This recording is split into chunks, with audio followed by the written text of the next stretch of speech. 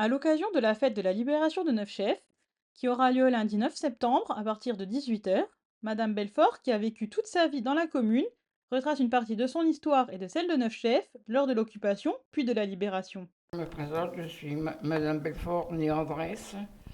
J'habite Neufchâteau depuis toujours. Cela va faire bientôt 88 ans. Et j'ai connu la guerre.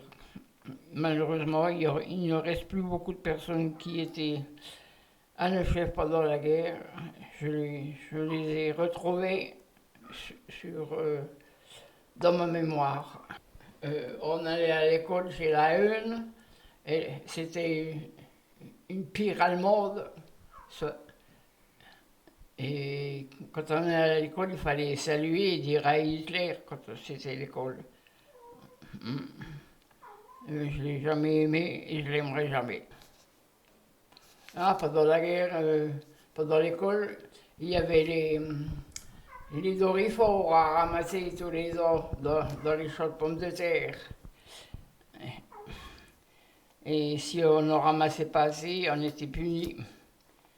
On avait, je ne sais plus, je crois que c'était des vieilles casseroles, des boîtes de conserve certainement. Et si la boîte n'était pas assez pleine, ça roscaillait. Il y avait le garde champêtre, un nommé Schmuck. C'était une pire saleté c'était pourtant un Alsacien. C'était une vraie saleté d'Allemand. Je les aime pas et je les aimerai jamais. Je me rappelle que ma maman, quand elle faisait à manger, certainement des pommes de terre rôties, ça puait l'huile de poisson.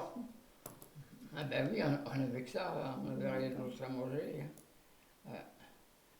Et c'était pas beau. Hein. C'est pour ça que j'ai toujours eu horreur des poissons. Moi. Je sais que ma maman, on élevait des poules et puis un cochon. Et puis une fois, on a tué un cochon sans que les Allemands le sachent. Et puis on a été dénoncé par une personne de la famille. Quand les cultivateurs sont revenus, on allait glaner dans les champs pour avoir un petit peu de blé pour les poules. Il n'y avait plus de cultivateurs, il n'y avait plus que les cultivateurs allemands. Ils ont tous été expulsés, et puis c'est des Allemands qui les ont remplacés. Même ça faisait six, je crois. Ouais. Il y avait Saint-Antoine, Charles Autier, Gabriel, le Marshal et les deux frères Autier de la rue du Corroi. Donc mon père, il avait 34 ans à l'époque de la guerre.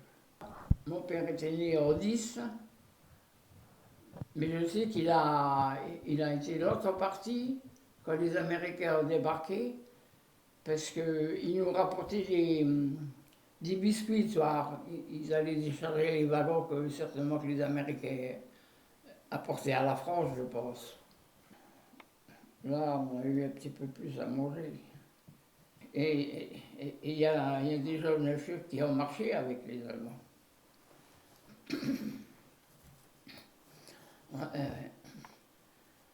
Il y a toujours des salopards partout. Hein. Puis il y avait beaucoup de passeurs en effet.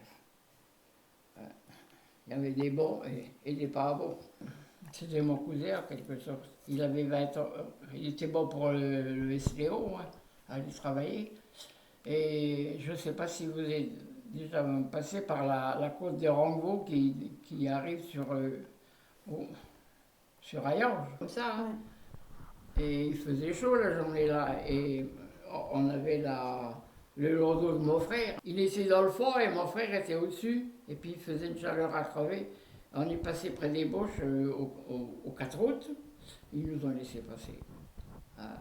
Et mon cousin est resté une paire de jours chez nous. Puis après, je ne sais pas, certainement que ma maman a pris contact avec les passeurs avant.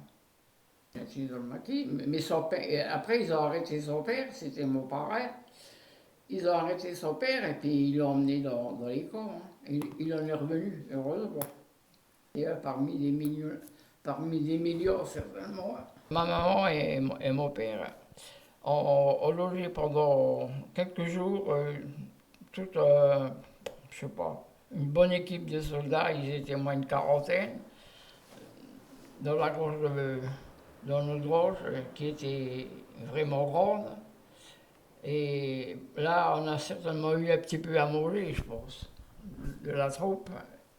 Et, et ça devait être peut-être des FFI, mais ils étaient en costume, ça je me rappelle. Il y en a un qui est revenu 2, 3 heures après avec une caravane et ils sont restés dans notre grange pendant 3, 4 jours, puis ils sont repartis et c'était les gens du Nord. On voyait les Allemands qui partaient et il y en a un, c'était comme un petit tank, mais c'était pas un tank, c'était certainement comme un genre d'Akfrat, comme ça, sur Chenillette. Ils ont tiré sur Monsieur Pilouti. Et moi j'étais dans notre écurie, au travers de la porte, les planches, on voyait le jour au travers. Et, et il a échappé à la mort, heureusement il s'est caché dans la petite ruelle qu'il y avait. C'était des salauds. Hein. Puis après les Américains sont venus, mais mon mari il en avait vu plus que moi. Ouais. C'était la vieille ferme de ma grand-mère. Et c'est pour ça que la porte de l'écurie, elle était. Il y avait des clairvoies entre. On voyait sur la route sans aider. Et puis quand les Américains sont venus, alors là c'était plus pareil. Dans le café où je vous disais, là où il y avait la grande terrasse, c'était. C'est là que les soldats prenaient leur repas, la troupe. Et nous on allait par derrière, il y avait une petite ruelle, et puis ils nous donnaient leur surplus. Du café, des gâteaux, n'importe quoi. Ouais.